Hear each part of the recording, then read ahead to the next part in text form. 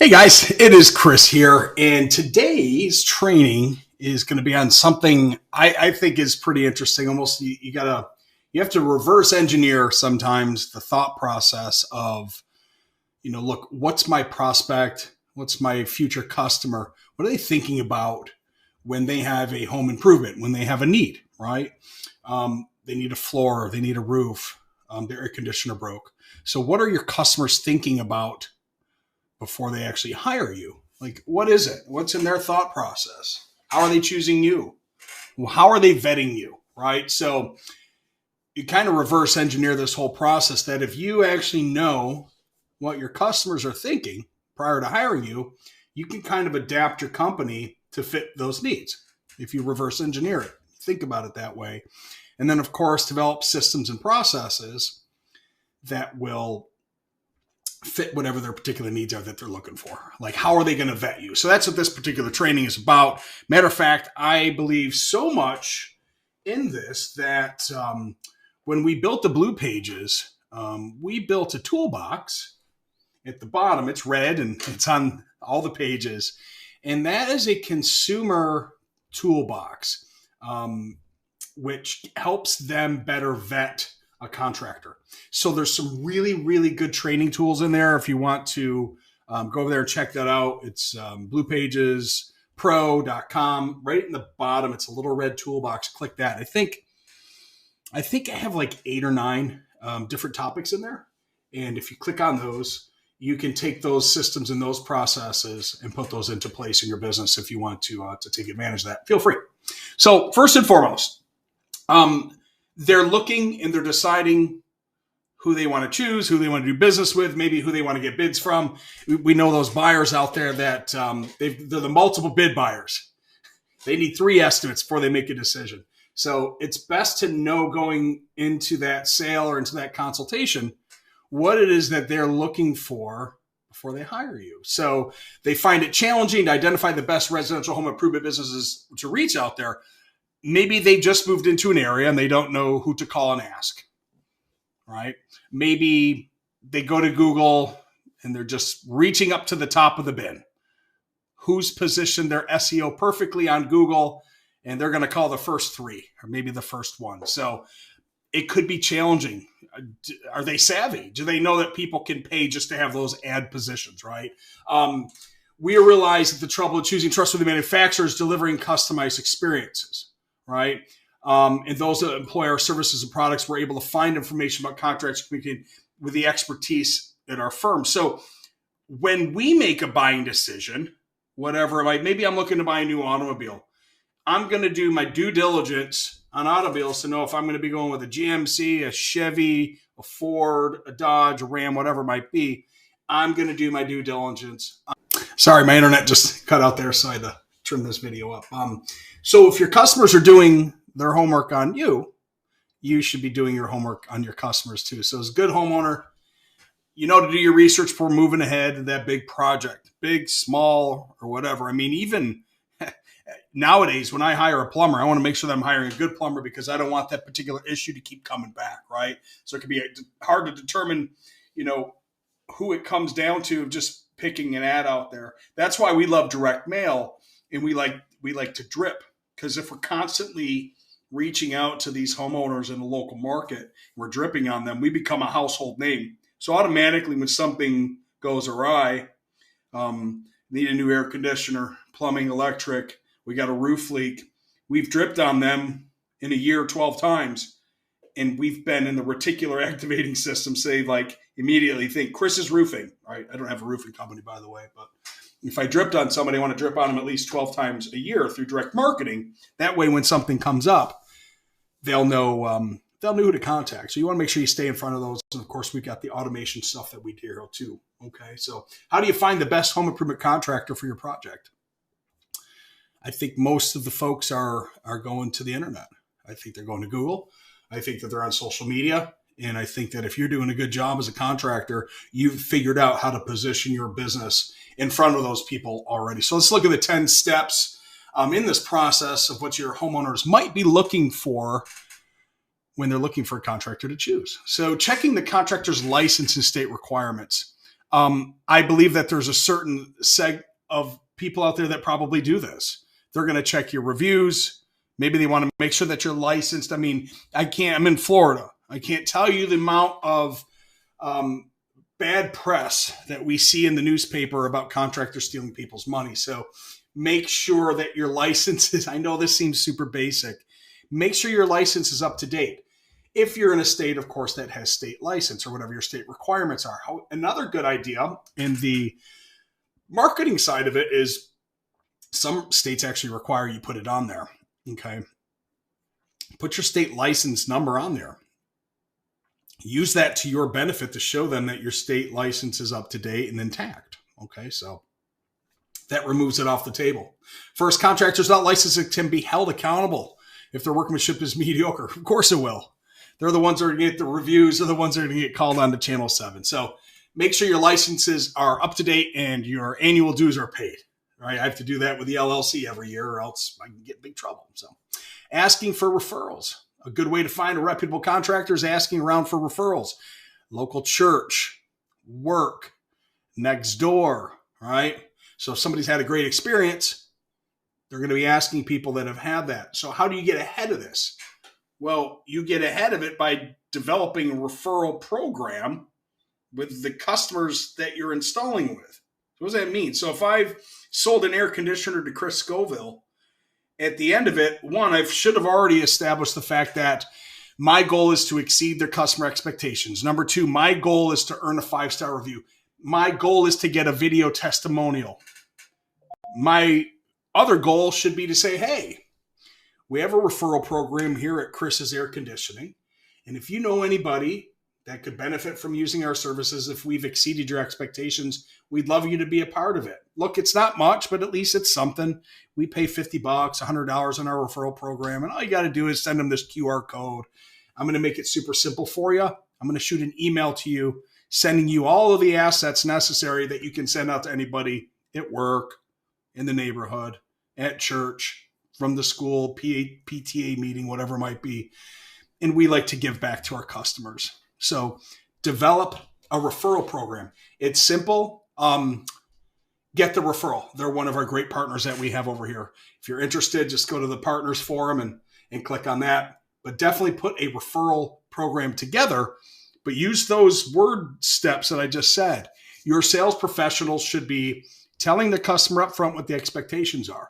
We're here to exceed your expectations with communication in the installation. If there's anything that's going on in the project, let us know. We're here to earn that 5-star review. We're here to earn the testimonial in the referral. Tell them you've got a referral program. If you don't have one, build one. It's super simple. You don't have to spend a lot of money, but put something in place that they can refer people to you, and you can send them a bag of cookies or whatever it might be. Maybe it's money. Maybe it's a Starbucks card. I don't know, but do something because it's better than doing nothing. Contracts. Of course, you know that we've got plenty of people that do proposals, estimates, and contracts here at the Blue Pages that we can recommend. Is your contract clean? And is it in plain English? Now, I'm not going to get into the legal aspects of this, but you should always make sure that your customers understand everything. Like, what happens if you have a change order? Do they understand? Right? So make sure that you've got your contract in plain English. Make sure that you're going down through those line by line to make sure your customers feel comfortable with it. And ask them the questions. Do you understand what this means? If we rip off this roof and we see that there's mold and there's rotted wood, and our contract price right now is $132 per month, which is $10,000 on a 10-year contract, by the way, because we're selling payments. We're not selling the lump sum. But anyway, that's on another training. Do you understand that, X percent, we have to make an adjustment to the contract price, which could change the dollar amount on your financing? Like, explain what could happen. That way, when something does happen, you've already communicated up front. What if nothing happens? What if there's no change orders? What if there's no changes in the project? Then fine, but at least you've communicated it to. And I think that the contractor that communicates the most through a project is going to get the better reviews, the better referrals, and they're going to have a better experience. Because look, let's face it, sometimes shit goes sideways. Sometimes the jobs go sideways. It's okay as long as you communicate. That's all that you can ever fall back on in the installation process, is the fact that you've communicated when there's been a shipping delay or there's something, the permit went sideways, like whatever it might be. If you've communicated the systems and the processes and standard operating procedures that you have in your business with the customer up front, there won't be any questions, be less likely to have any issues down the road.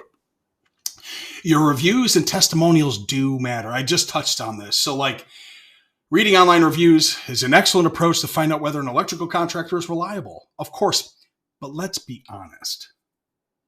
We're savvy. We know this industry, and we know that people are selling freaking reviews nowadays. I have been training on the show, tell, and sell method for years, that you should have some other tools as well when it comes to reviews, video testimonials, right? So you want to make sure whenever possible, when you've got that happy customer because you've exceeded their expectations, maybe you do a video testimonial with them and you start storing those on your YouTube. Or maybe you have a place that you house them, like on Vidyard, and you can use that material over and over and over, evergreen. It's very good. So set it up again in the beginning, communicate and say, hey, look, our job is to get 5-star reviews. That's how we become a better company, so we can take customers after you. So if we've done something improperly during this process, communicate with us, let us know. But our job is to earn the 5-star review. At the end of this project, Mrs. Smith, if it's okay with you and you love being on camera, we'd love just to get a testimonial of the experience and see how we did. It's very important for our business that we help other people like you in need. And we'd love to do that for you. Look at not just one source for your reviews. So if you're using multiple platforms, that's perfectly fine. Facebook, Google, Yelp, LinkedIn are just some of those sources as well. But yes, your reviews matter. However, the show, tell, and sell method that we train on in other trainings will discuss Project Map It and Company Cam showcase galleries. I believe that it's super important in the presentation and the consultation period that your sales professionals are show, tell, sell methoding everything. Here's the jobs that we've done. Let's open up our Company Cam showcase gallery, Mr. Smith. I want to show you this. It's a really cool project that we did. It's kind of like yours. Here's what it looked like in the beginning. Here was the problem. Here was a solution. Here was a diagnosis. Okay, now they're looking at the picture and they're going, wow, that's very similar. Holy cow, we know that property. It's right down the street. Okay, oh, my dog's barking in the background. So by showing them, telling them, it's going to make it easy to sell them. Use the tools, Project Map It, instant credibility. Here's the $3,600. Here's the 3,600 jobs that we've installed here in New Jersey. Here's our map. Oh my goodness, I know that street over there. That's Bob and John's house. Show, tell, and sell. Every single time, make it part of your 10-step program or 12-step or 3-step program that your sales pros. Show and tell. It's show and tell. Contractors' portfolios can provide you a good indication of the quality of the previous work. I just talked about this. When viewing a contractor's portfolio, make sure the before and after pictures. And then when the job's done, make sure that the final pictures look amazing. I've seen some showcase galleries. Oh my gosh. Beautiful project, great installation. And the last pictures show like the driveway not being swept. Or like there's a picture of some garbage cans in the back. Like, think about the pride in the job that you've done, that other people are going to be looking at this going, man, that's how they're going to leave our home when the project's done.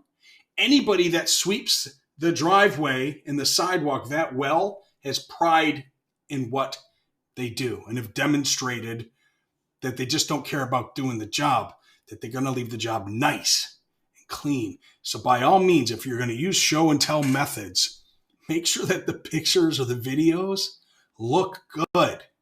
Let your project managers know what your expectations are when they're doing these pictures with Company Cam, that they look good. Same for Project Map It. Make sure that the pictures are sharp, because your sales professionals and your consultants should be using those.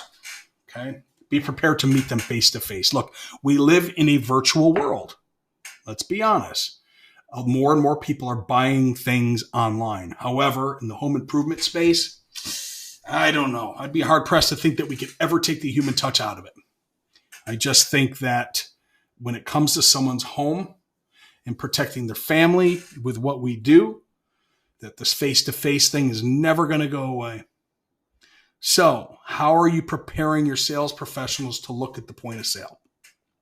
Victor Rancourt at Absolute Airflow does a great job with his team. Tommy Mello does a great job with his team. His vans are crispy clean on the inside and the out. Matter of fact, I remember listening to one of Tommy's podcasts, and he was talking about the fact that that's part of their sales process to show how they keep the vans. Look, I don't know. That's pretty extreme. But if I had van A that showed up and it was dirty and messy and all the receipts were up in the front window, and I had company B show up and their van was clean, I might make a buying decision just off of that alone. How they take care of their vehicle that they spend their entire freaking life in, is that how they're going to take care of my home? Think about the psychology there. If I look out and see a really dirty, gross van with receipts and cigarette and McDonald's wrappers up in the front window, and it's just rusty tires and it's dirty, and then the other van comes up and it's branded well and it's clean, and he's got his clipboard and he's sharp and maybe his shirt's tucked in, he's got the American flag. Like, you see where I'm going with this? This is still a face-to-face business. They may have met you online and virtually. They may have clicked your QR code from the direct mailer that we sent out, pushed them over to your landing page on the blue page and watched the video. But at some point, your team is showing up. It's your decision to set the systems and processes in place to make sure that the face-to-face goes really, really well. So then it's the intricate details that matter. Are you rolling out a red carpet at the door with your logo on it? Are they putting the little booties on, the shoe protectors? It's the little things that matter. So think about the face-to-face, from the consultation to the installation to the completion. Every single one of those forward-facing people that work for you, the humans that work for you, should follow a system and a process of what that interaction is like face-to-face. Timelines, set expectations, a clear communication path. I've said it a few slides back. If you want to have more than just a timeline, if you're hiring a contractor, you want to know what's going on, you want a written documentation, you want to know what the process is, if there's a draw schedule. Sometimes the project can be delayed. Set the expectations up with the customer first. If you know that there's a supply chain issue because the fuses are in China or stuck on a boat, communicate it and say, look, this is an industry standard thing that's happening right now. These parts are on back order. We may have a supply chain issue or timing issue, but it's okay because all of our customers are in the same boat. Matter of fact, a lot of our competitors are too, because you don't want them to think, well, shit, I'm going to call the other guy down the road. I bet he doesn't have that problem. So set the expectations up. Allow for them to not have to guess what's happening in the process. If you know that the permits are going to take X period of time in your city and your county because you're with solar on a solar installation, educate them. Remove objections from their mind. Because if you've done a clear presentation and set up expectations properly and communicating, they already know. So if an issue arises, say, hey, Mr. Smith, like we talked about when we met, we're experiencing a little bit of a delay because of XYZ. Okay. There's a new partner that we have. The blue page is called Nut Nest. If you're interested in it, go to the partners button down at the bottom, somewhere here in this membership portal. Check it out. Do a demo. It's a really simple tool to have clear communications from your installation to the homeowner, from the homeowner back to the installation. So everybody's on the same page and they know what's going on. The goal in business is to create customers who create customers. Your goal in business should be able to create customers that create customers. You're going to do that by offering value, doing good installations, doing a good job, warranting it, exceeding expectations, getting 5-star reviews and testimonials. But you do that through clear communications. You may be the best air conditioning person in the world, but if you're not communicating what the process is, your customer might be lost and in the dark. And it doesn't matter if you've done a great job. They're thinking, what's going on? But you're thinking, we're the best in the world, because your ego is there, right? We're the best in the world. We make a ton of money. We're fine. But your customer's like, when are they coming? When's it going to be done? When's it going to be installed? Did they order it? Did our permit? So always have a clear path of communication with your customers. The proposal and contract should be examined. Pay attention to the details. Make sure you're crossing the T's and the I's. I don't want to spend too much time on this. You guys know this one. You can read the slide if you want. Feel free to.